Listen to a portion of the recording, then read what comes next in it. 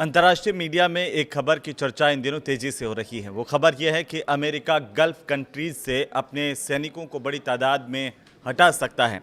अब आप सोच रहे होंगे कि आखिर इसके पीछे की हकीकत क्या है या ऐसा कैसे हुआ। आज के इस वीडियो में हम इसी पर बात करने वाले हैं। नमस्कार, मेरा नाम हेमंत कुमार है और आज हम ईरान अमेरिका युद्ध के बीच की सबसे बड़ी खबर ये कि अमेरिका गल्फ कंट्रीज से अपने सैनिक क्यों हटा रहा है, इसके पीछे की वजह क्या है, इस पर बात कर रहे हैं। क्योंकि ईरान के साथ युद्ध के बाद अमेरिका अब फारस की खाड़ी यानी कि गल्फ में अपनी सैन्य मौजूदगी कम करने पर विचार कर रहा है। वाशिंगटन पोस्ट की रिपोर्ट के मुताबिक पेंटागन ये समीक्षा कर रहा है कि क्या अब गल्फ देशों में पहले जितने अमेरिकी सैनिक रखने की ज़रूरत है। इसकी बड़ी वजह यह है कि युद्ध में अमेरिकी सैन्य ठिकानों को भारी नुकसान पहुंचा है। अंतर्राष्ट्रीय मीडिया की रिपोर्ट के मुताबिक इस दौरान 200 से ज़्यादा अमेरिकी सैन्य सुविधाएं क्षतिग्रस्त या तबाह हुई हैं। ये सच्चाई है। फिलहाल अमेरिका जॉर्डन से लेकर के ओमान तक फैले अपने करीब 20 सैन्य ठिकानों पर लगभग 40,000 सैनिक तैनात रखता है। इस वीडियो में आगे विस्तार से हम बताएंगे कि आखिर ये अमेरिका के गल्फ में सैन्य ठिकाने कहाँ कहाँ हैं। लेकिन अभी फ़िलहाल हम आपको बताएं कि ये जो ठिकाने हैं इन पर अभी कोई अंतिम फैसला सेना हटाने को लेकर हालांकि नहीं हुआ है, लेकिन पेंटागन, जॉइंट स्टाफ और अमेरिकी जो सेंट्रल कमांड है वो मिलकर के इस बात का आकलन कर रहे हैं कि युद्ध के बाद मध्य पूर्व में अमेरिकी सैन्य तैनाती आखिर कैसी होनी चाहिए। तो बहरीन में अमेरिकी नौसेना के 5th फ्लीट का मुख्यालय बताया जाता है। उधर कुवैत, कतर, संयुक्त अरब अमीरात, यूएई और दूसरे गल्फ देशों में अमेरिका के सैन्य बड़े ठिकाने हैं, जहां से अमेरिका की सेना जो है वो इन ठिकानों पर रहती है और आसपास के इलाकों को नियंत्रित करती है। सबसे पहले आप देखिए कि गल्फ में अमेरिका के 8 अहम सैन्य ठिकाने कौन कौन से हैं। क्योंकि कतर की सबसे पहले बात करें तो सबसे बड़ा जो सैन्य ठिकाना है वो कतर में है, जहां पर अल उदैद एयरबेस कतर का, जहां मिडिल ईस्ट का सबसे बड़ा अमेरिकी सैन्य बेस एयरबेस ये माना जाता है, जहां पर बड़ी तादाद में अमेरिका की सेना है। साथ ही साथ अगर अमेरिका के सैन्य ठिकानों की बात में जिक्र करें तो दूसरा नंबर का सबसे बड़ा सैन्य ठिकाना है नेवल सपोर्ट एक्टिविटी बहरीन का। यहाँ से क्या होता है, 5th फ्लीट का ये हेडक्वार्टर है। जैसे मैंने आपको बताया था, यहाँ बड़ी तादाद में अमेरिकी सेना की मौजूदगी होती है। इसके अलावा एक ठिकाना कुवैत में है, कैंप अरिफजान, जहां पर अमेरिकी सेना का लॉजिस्टिक बेस है। और इसके अलावा अगर आप देखेंगे तो कुवैत में ही दूसरा सैन्य अमेरिकी अड्डा जिसे अली अल सलेम एयरबेस कहते हैं, और यहाँ पर दरअसल अमेरिकी लड़ाकू विमानों का एक बड़ा ठिकाना ये माना जाता है। बड़ी तादाद में अमेरिका के लड़ाकू विमान यहाँ पर कुवैत में तैनात होते हैं। इसके अलावा जो 5वां सबसे बड़ा सैन्य बेस है अमेरिका का, वो अगर आप देखें तो यूएई में है, जिसे अल दफरा एयरबेस के नाम से जाना जाता है। यहाँ पर निगरानी और लड़ाकू विमान दोनों यहाँ पर जो है बेस है, दोनों का काम यहाँ पर होता है। इसके अलावा प्रिंस सुल्तान एयरबेस है सऊदी अरब का, वो भी बड़ा ठिकाना है अमेरिका के सैन्य अड्डों में। इसके अलावा अगर आप जॉर्डन में देखेंगे तो यहाँ पर मुवाफ़क़ सल्ती एयरबेस है, और ये मुवाफ़क़ सल्ती एयरबेस जहाँ है अमेरिकी सैन्य अभियानों का ठिकाना है। जितने भी अमेरिकी सैन्य अभियान हैं वो यहाँ से संचालित किए जाते हैं। तो जाहिर सी बात है कि एक बड़ी सेना यहाँ पर अमेरिका की रहती है हरदम। इसके अलावा ओमान का भी जो सैन्य ठिकाना है अमेरिका का, वो बड़ा ठिकाना है, जहाँ पर आप देखेंगे कि मसीरा या डुकुम इसे कहते हैं, ओमान में है। यहाँ से अरब सागर तक एक रणनीतिक पहुँच जो है अमेरिका की बनती है। तो अमेरिका कई दशकों से इन सैन्य ठिकानों के जरिए मिडिल ईस्ट में अपने सैन्य अभियान चलाता रहा है और इलाके के सहयोगी देशों की सुरक्षा में मदद भी करता रहा है। यानी कि ईरान के जितने हमले हुए उसके बाद क्या अमेरिका ने अपनी रणनीति बदल दी है, इसे लेकर कई सवाल हैं और चर्चाएं भी हैं। ईरान के साथ युद्ध के दौरान अमेरिका के कई सैन्य ठिकाने मिसाइल और ड्रोन हमलों की जद में आ गए। मार्च में कुवैत में एक सैन्य ठिकाने पर आप सब ने सुना होगा कि हमले में 6 अमेरिकी सैनिकों की मौत हुई थी।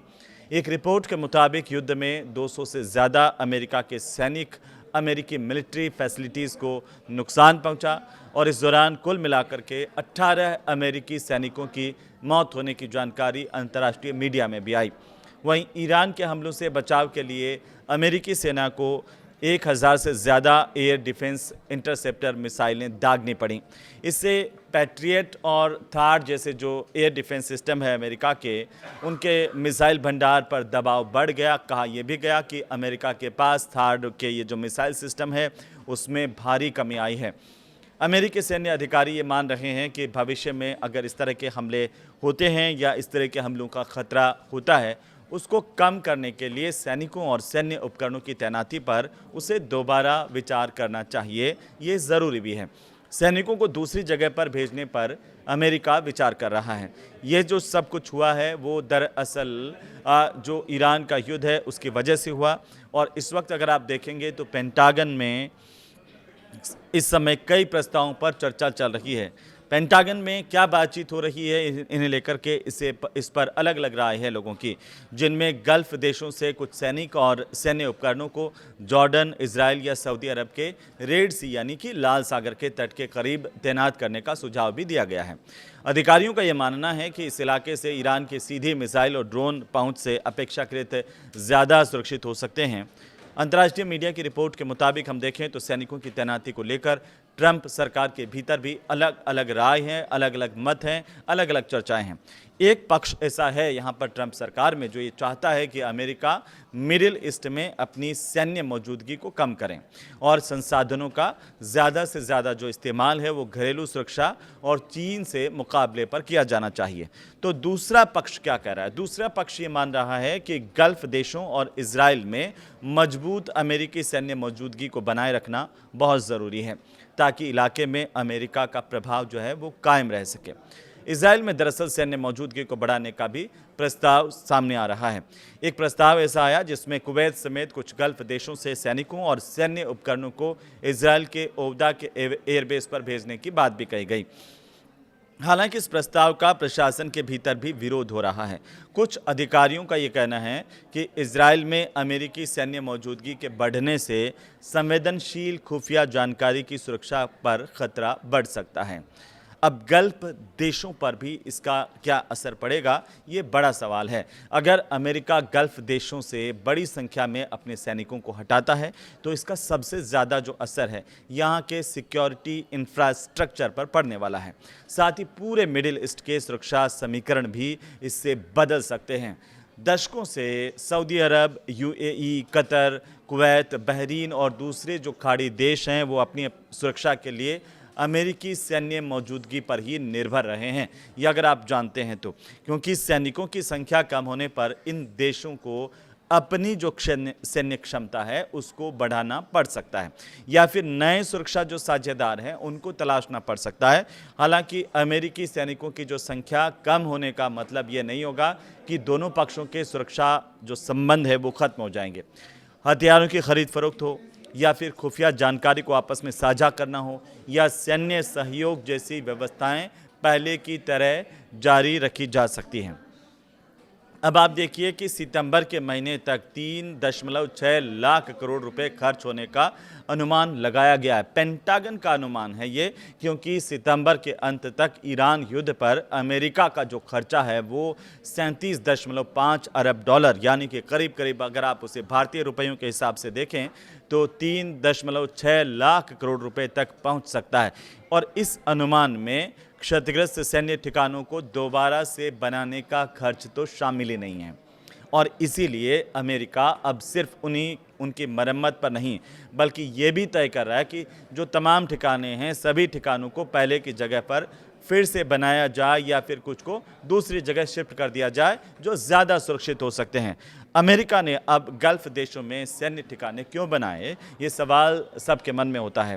तो इस सवाल का जवाब भी हम देंगे, लेकिन इसके पीछे की एक बड़ी कहानी है कि आखिरकार अमेरिका ने गल्फ कंट्रीज़ में अपने सैन्य ठिकानों को एस्टैब्लिश क्यों किया, वहाँ पर अमेरिका की सेनाएं 24 घंटे क्यों रहती है। सबसे बड़ी बात है कि तेल और गैस की सप्लाई को सुरक्षित रखने के लिए अमेरिका को ऐसा करना पड़ रहा है या अमेरिका ने ऐसा किया है। दुनिया के एक बड़े तेल हिस्से को और गैस ये तमाम चीज़ें तेल और गैस फ़ारस की खाड़ी से मिलती है और इसीलिए अमेरिका ये चाहता है कि इन समुद्री रास्तों में किसी तरह की कोई बाधा नहीं आए। दूसरी बड़ी बात है कि ईरान की जो गतिविधियां हुई हैं उन पर नज़र रखने के लिए 1979 की ईरानी क्रांति के बाद से अमेरिका और ईरान के रिश्ते जो है वो तनावपूर्ण रहे हैं। गल्फ में मौजूद सैन्य ठिकाने अमेरिका को ईरान की सैन्य गतिविधियों पर नज़र रखने में मदद करते हैं।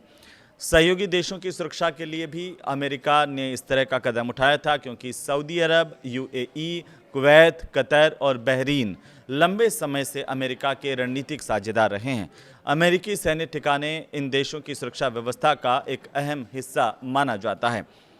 चौथा सबसे बड़ा कारण है कि मिडिल ईस्ट में सैन्य अभियानों को लेकर के भी अमेरिका इस तरह के ठिकाने एस्टेब्लिश कर चुका है, जिनमें इराक, अफगानिस्तान और आईएसआईएस के खिलाफ अभियानों में अमेरिका ने इन्हीं सैन्य ठिकानों का इस्तेमाल किया है।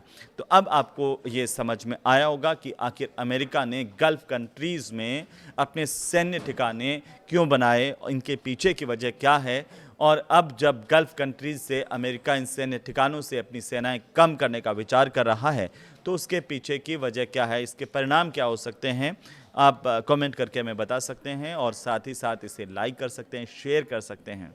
नमस्कार।